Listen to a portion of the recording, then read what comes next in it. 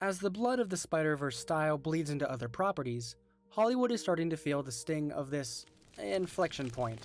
Where does the industry go from here? Are we really gonna reboot all these IPs until the sun explodes? No, it's clear to me that the only way forward is stylization.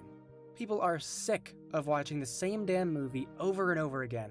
Hollywood needs to cut the crap and find their creativity again. So there I was, in the theater expecting another half-baked attempt at a Ninja Turtles reboot. And sure, I have no connection to this intellectual property in particular. I get it, they're Teenage Mutant Ninja Turtles. Sure, pull any four dumbass words out of a hat and make a movie out of it. Can't wait for the Paper Cookie Contribution Police movie. Rated R for excessive paper cuts. But as we got started, I realized that this movie was gonna be different. It was gonna be good? Ah, what a concept.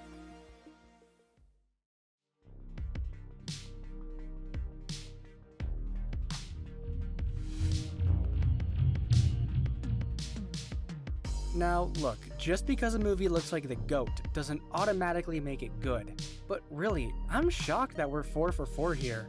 Because in the vein of stylized animated theatrical films, Spider-Verse, Puss in Boots: The Last Wish, Spider-Verse 2, and Mutant Mayhem, they've all been amazing. How did this happen? Teenage Mutant Ninja Turtles Mutant Mayhem is directed by Seth Rogen and features the voice talents of Hannibal Buress, Jackie Chan, John Cena. Man, who isn't in this movie? The story follows the 4 turtles as they work with April to stop the villain Superfly. The emotional story is the classic tale of the outsiders wanting to be accepted. It's not the most complex story, admittedly, but it doesn't really need to be. This is very much an origin story, and this being the first real exposure to the Ninja Turtles idea for me, I like the idea of them being more like teenagers and not super beefy, testosterone-pumping meatheads. I mean, what the fuck was going on with that original live-action movie? I don't want any turtle dick. This isn't 50 Shades of Grey. So, for a movie like this to work, what's really important is the character dynamics. The chemistry between the 4 turtles really makes this movie what it is. Some of my favorite scenes are just them, like, having a conversation. And that's awesome. Their back and forth is so good and so natural. I don't know any of the 4 voice actors who play these guys, but they have great comedic timing and chemistry. Well, we prefer the term ooze, but yeah. It's like more like, it's just nicer. It rolls off the tongue better, yeah. Ooze. It's nice, right? It's ooze. And they really make this movie work.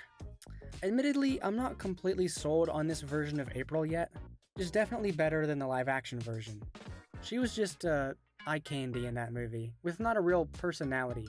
They do attempt to give April something in this movie, but I really can't help but feel that they gave her a different appearance and then said, "Well done, team, round up next week." Like, they could have done so much more with her character. She's a reporter, yes, but what is her struggle? They just gave her the same character arc as the Turtles in this movie, and I really feel like they could have done something a bit better.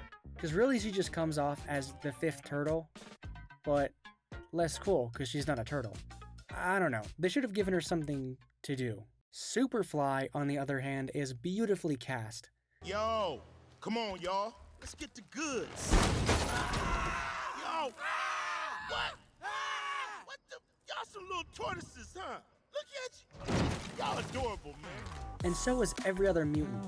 Every line he says just radiates that villain energy. I mean, what happened to our ass-kicking, hero-slashing villains? Disney has really dropped the ball on its villains game. And then you got Paramount, DreamWorks, Universal, everyone else knows how to do it, and they know what audiences want. Kids can handle it, come on. So if you're not familiar with my channel, you should know that I'm obsessed with the story and story structure of a film. I believe it's the most important element to a movie's success. Likeable characters are a close second. Mutant Mayhem does hit a lot of these predictable story beats for an origin story type film, but in my opinion it handles them fairly well. You have your second act breakup, and you have your liar revealed story, which are number 1 and 2 on my most hated story beats list. The second act breakup is caused by the liar revealed story, so when you get one, you almost always get the other, also in the second act. Sometimes though, very rarely, you can mitigate this problem by making the second act feel shorter. Mutant Mayhem handles this difficult task by making the film just over 90 minutes, and by squashing all the best action scenes and all the best comedy bits into this middle section of the film. Speaking of which, this movie is very funny. To me. Look, Mutant Mayhem is going for a very teenage demographic, and some of you OG 20-something Ninja Turtles fans might not be down to vibe with that. And I totally get it. I mean, it's not for everyone. There's a few scenes of excessive gross-out humor, and about as many pop culture references as Madagascar 1, which was supposed to be impossible, but the humor works because of a little thing called timing. Characters just spit out really good burns at other characters just left and right like a mile a minute. Lord and Miller films usually have this quality of very fast-paced dialogue, and Mutant Mayhem does do this same thing, and it makes the movie way funnier than it has any right to be. Also, this might be the first movie in history to use teenage slang that isn't yet stale. Somebody used the word Riz, and it actually made me laugh out loud. I don't know how they pulled that off, but they did. Lastly, I'd like to mention my favorite scene of the movie, because I believe it's indicative of what these movies need to lean into more going forward. There's a scene with the four turtles in the back of a van, figuring out a plan to stop the van and take control. The radio begins to play that one song, you know the one.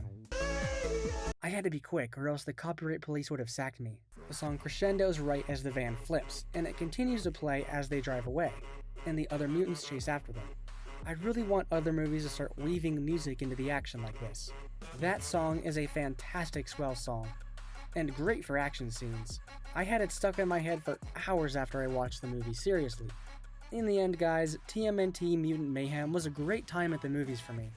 It had a fun story with great action scenes, some actually funny comedy, and a really slimy animation style that really works. I mean, you might as well see it, because right now the rest of the year and all of 2024 might be looking a bit sparse on the movie release side of things. Hopefully these actors will actually get paid when they return. Cause if not, Ron Perlman's gonna come to Bob Iger's house and rip his fucking nuts off.